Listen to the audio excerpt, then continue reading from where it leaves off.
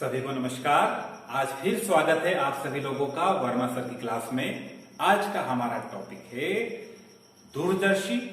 दूरदर्शी हम जानते हैं वह उपकरण होता है जिसकी सहायता से दूर स्थित वस्तु को देखा जा सकता है, उसका अध्ययन किया जा सकता है। दूरदर्शी दो प्रकार के होते हैं। एक को कहा जाता है आकाशीय दूरदर्शी, जिसका प्रयोग दूर आकाश में स्थित वस्तु के अध्ययन के लिए किया जाता है। वहीं दूसरे प्रकार के दूरदर्शी को हम बोलते हैं पार्थिव दूरदर्शी, जिसकी सहायता से जमीन पर, भूमि पर दूर स्थित वस्तु का अध्ययन किया जाता है। तो हम देख रहे हैं यहां पर आकाशीय या खगोलीय दूरदर्शी।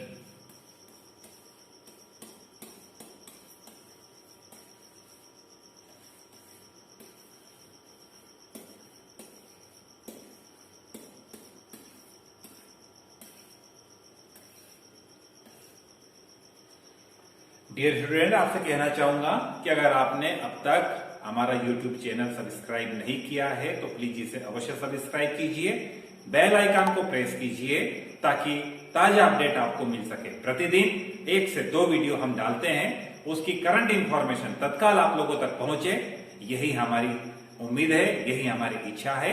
Please subscribe my YouTube channel. चलिए शुरू करते हैं हम खगोलीय दूरदर्शी। खगोलीय दूरदर्शी हम देखते हैं आकाशीय पिंडों का अध्ययन करने के लिए प्रयोग किया जाता है।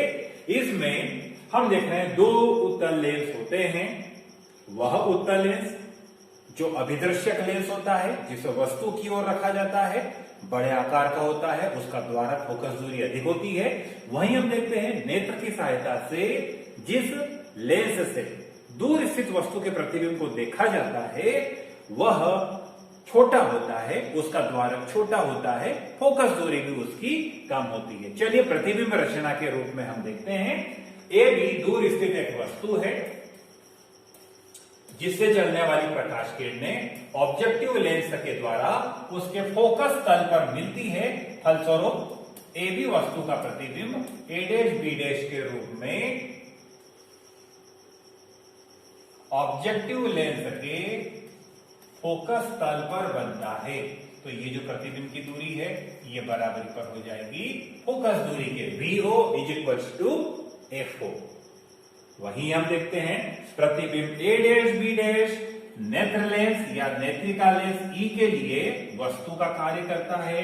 इससे चलने वाली दोनों प्रकाश किरणें जो समांतर चल रही है, जो प्रकाश केंद्र से होकर के जा रही है, वो लेंस से आगे बढ़ती है और प्रेक्षक को, देखने वाले व्यक्ति को, ये दोनों प्रकाश किरणें किसी बिंदु P से आती हुई महसूस होती है। फलस्वरूप जो दूर स्थित वस्तु थी AB, उसका प्रतिबिंब यहां पर हम देखते हैं PQ के रूप में स्पष्ट दृष्टि की न्यूनतम दूरी D पर प्राप्त होता है।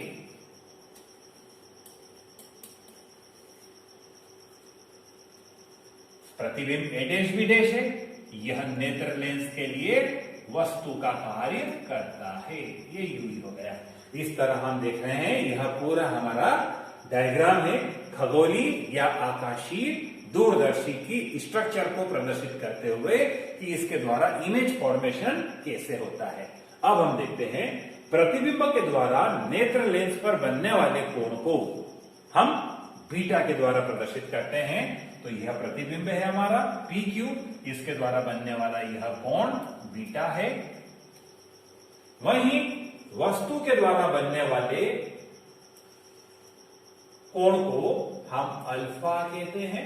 यह दृष्टिकोण अल्फा हो गया, यह अल्फा है, तो यहां पर भी यह अपोजिट एंगल भी अल्फा होगा। जब आवर्धन क्षमता का सूत्र हम बनाएंगे तो इन्हीं अल्फा बीटा को हमें उपयोग में लेना पड़ेगा। चलिए एक पॉइंट और हम देख लेते हैं। यह UE है। यदि UE नेत्रिका लेंस की फोकस दूरी के बराबर होती है तो ये दोनों किरणें हम देखेंगे समांतर हो जाती है। फलस्वरूप वस्तु का प्रतिबिंब अनंत पर प्राप्त होता है। कब कंडीशन? जब UE = FE हो तो ये दोनों किरणें, अब हम देखेंगे यहां से पैरेलल हो जाएगी, और पैरेलल हो जाएगी तो अंतिम प्रतिबिंब हम देखेंगे कि यहाँ इंफिनिटी अर्थात अनंत पर बनता है। तो ये पोजीशन हमें ध्यान में रखना है। एक डी दूरी वाली, जब यूई दूरी का प्रयोग किया जा रहा है और यूई को अगर हमने इक्वल्स टू एफ ले लिया है तो ये सेकंड पोजीशन को प्रदर्शित करेगा।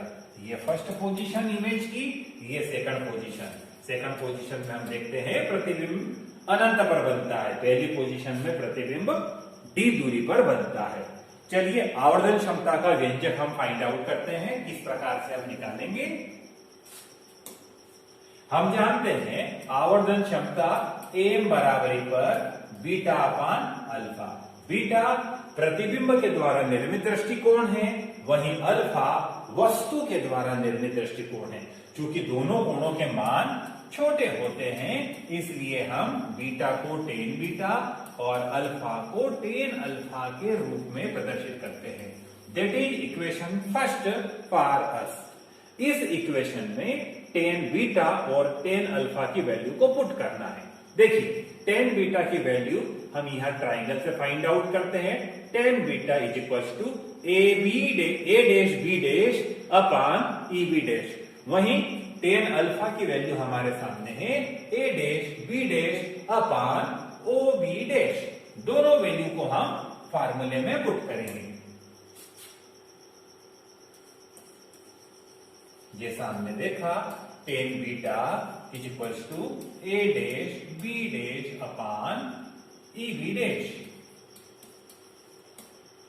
वहीं हम देखते हैं tan alpha is equal to A dash B dash upon O B dash. दोनों वैल्यू को हम इक्वेशन फर्स्ट में रखते हैं तो फार्मूला हमारा बन जाता है M is equal to tan beta की प्लेस पर हमने रखा A dash B dash upon E B dash और टेन अल्फा की प्लेस पर हमने रखा A dash B dash upon O B dash. A dash B dash से A dash B dash cancel हो रहा है, ओ बी डैश अपान के भी नीचे है, इसे हम ऊपर की तरफ लिखेंगे ओ बी डैश और अपान में आ जाएगा ई बी डैश। आगे अगर हम देखें अगली स्टेप में m is equal to O B dash. हम जानते हैं यहां इस डायग्राम में जो हमने प्रतिबिंब रचना वाला बनाया है, इसमें हम देख रहे हैं O B dash is equal to B O is equal to F O. वहीं हम देखते हैं E B dash is equal to U E. Lens से दाईं तरफ चल रहे हैं तो बीओ की वैल्यू पॉजिटिव होगी और लेंस से लेफ्ट साइड पर चल रहे हैं आपतित किरण की विपरीत दिशा में तो यूई का चिन्ह नेगेटिव होगा। तो हम देखते हैं हमारा फार्मूला बना m is equal to FO upon minus UE. ये इक्वेशन सेकंड है। First equation tan beta upon tan alpha m की वैल्यू हमने बदलाई थी और अब हमने जब टेन बीटा टेन अल्फा की वैल्यू को पुट कर दिया है तो m is equal to FO upon minus UE. यह सेकंड इक्वेशन है। अब हम इस फार्मूले के लिए जो दो डायग्राम हमने बनाए हैं दोनों कंडीशन पर विचार करते हैं। पहला, जब प्रतिबिंब डी दूरी पर बने, ये फर्स्ट हमारी कंडीशन थी, और सेकंड कंडीशन जब प्रतिबिंब इंफिनिटी पर बने। इस इक्वेशन को यूज करेंगे और दो अलग अलग कंडीशन में हमें मैग्निफिकेशन पावर के फार्मूले यहां पर निकालना है। तो बच्चों देखिए, हम जानते हैं लेंस इक्वेशन हमारी क्या होती है, 1 upon f is equal to 1 upon v minus 1 upon u. नेत्रिका लेंस के लिए हमने इसे ई के रूप में प्रदर्शित कर दिया। वहीं उचित चिन्हों का हम अगर उपयोग करते हैं तो जब उचित चिन्हों का उपयोग करेंगे तो वी इज इक्वल टू क्या है, डी है। तो हमने देखा 1 upon f is equal to 1 upon D, क्योंकि लेंस की बाईं तरफ इमेज बन रही थी। वहीं हम देखते हैं कि यूई कहां था, लेंस के बाईं तरफ। नेगेटिव होगा तो नेगेटिव नेगेटिव दोनों वैल्यू क्या हो जाएगी, प्लस हो जाएगी 1 अपान यूई। माइनस का 1 अपान डी अगर हम शिफ्ट कर देंगे लेफ्ट साइड पर तो हम देखेंगे वो प्लस का हो जाएगा। फार्मूला बन गया 1 upon u e, 1 upon u e is equal to 1 upon D plus 1 upon f e. ये 1/UE की वैल्यू आई है, और जो फार्मूला हमने बनाया हुआ है उस फार्मूले में 2 में यहां पर भी हम देख रहे हैं -FO/UE, अर्थात यहां पर 1/UE वैल्यू पुट करना है। जब हम इस AM के फार्मूले में 1/UE की वैल्यू पुट करते हैं तो हमारा फार्मूला बन जाता है AM -FO into 1/D plus 1/UE, UE नहीं, 1/UE is equal to 1/D plus 1/FE। यदि हम 1/FE को कॉमन ले लेते हैं तो ये 1/FE हमने कॉमन ले लिया, तो 1/D प्लस 1 के रूप में यह हमारा थर्ड फार्मूला यहाँ पर डेराइव होकर के आता है पहली कंडीशन के लिए, जब इमेज स्पष्ट दृष्टि की न्यूनतम दूरी पर बने। Now the formula for second condition, VE is equal to infinity.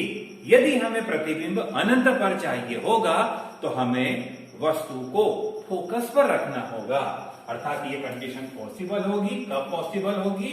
जब UE is equal to FE हो। वस्तु अर्थात पहले लेंस के द्वारा बना हुआ प्रतिबिंब नेत्रिका लेंस के फोकस पर बने।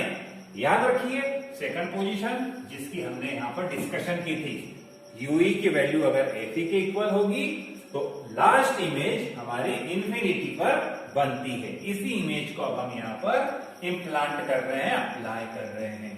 इक्वेशन 2 से डायरेक्ट फार्मूला हम पुट करते हैं, M इक्वल टू -FO और UE को रिप्लेस कर देना है हमें FE से। यह हम देखेंगे इक्वेशन 4 के रूप में रिप्रेजेंट करता है मैग्निफिकेशन पावर के फार्मूले को। तो डियर स्टूडेंट, इस प्रकार हम देखते हैं यह एक सिंपल क्वेश्चन है। थोड़ी प्रैक्टिस अगर आप करेंगे तो आप इसे काफी इजीली कर पाएंगे। याद रखिए फिजिक्स के जितने भी न्यूमेरिकल्स होते हैं ये वन टाइम में क्लियर नहीं होते हैं, आपको इनकी प्रैक्टिस करना होती है। Thanks for watching. अगले वीडियो में फिर मिलेंगे। दोस्तों, अगर आपने हमारे इस वीडियो को लाइक किया है तो इसे अपने दोस्तों के बीच में शेयर करना भी मत भूलिएगा। और हाँ, अगर कोई भी आपको डाउट लगता है आप कमेंट बॉक्स में लिखिए। फिजिक्स, केमिस्ट्री, बायोलॉजी, मैथमेटिक्स, किसी भी सब्जेक्ट्स की कोई भी प्रॉब्लम हो आप हमें कमेंट बॉक्स में जरूर डालिए। हम उसका सिंपल और सरल तरीके से एक वीडियो बनाएंगे और केवल आपके लिए उसे हम पोस्ट करेंगे। Thanks for watching. जय हिंद, जय भारत।